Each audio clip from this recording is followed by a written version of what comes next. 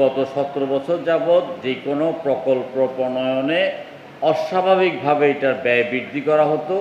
কোনো একটি প্রকল্প যথাসময়ে বাস্তবায়ন করা হতো না। দেখা গেল যে একটা প্রকল্প 2 গুণ, 3 গুণ, 4 গুণ, 5 গুণ হারে এটার প্রকল্পিত ব্যয় বৃদ্ধি করা হতো এবং সময় বৃদ্ধি করা হতো। সরকারের প্রতি আমরা সংসদে আহ্বান জানিয়েছি, প্রকলন ব্যয়টা যেন যৌক্তিকসঙ্গতভাবে থাকে এবং প্রত্যেকটা প্রকল্প যেন যথাসময়ে বাস্তবায়ন করে। যদি প্রত্যেকটা প্রকল্প যথাসময়ে বাস্তবায়ন করে, তাহলে কিন্তু আমাদের যে বাড়তি বাজেটের নিয়ে আমরা দুশ্চিন্তা করছি, এই দুশ্চিন্তা আমাদের অনেকাংশে কমে যাবে।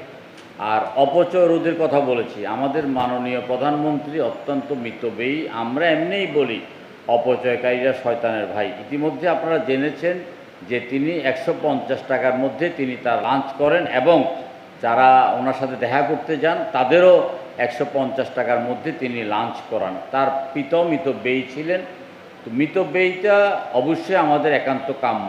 আর যেটা আমরা বলছি সেটা হলো যে আমাদের যে লেনদেন, ধীরে ধীরে এই লেনদেনটাকে কিন্তু ক্যাশলেস লেনদেনে পরিণত করতে হবে।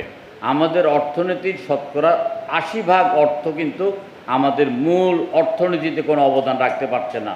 আমরা এই অর্থের কোনো খোঁজ খবরও পাচ্ছি না। পুরো অর্থটাই অর্থনীতির খাতে কোনো রকমের কোনো অবদান রাখতে পারছে না।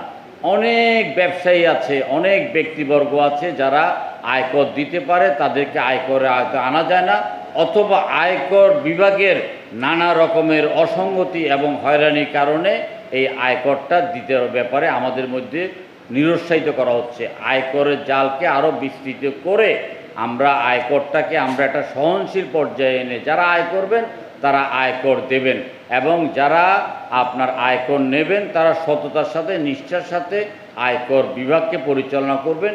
এটা আমরা একান্তভাবে কামনা করি।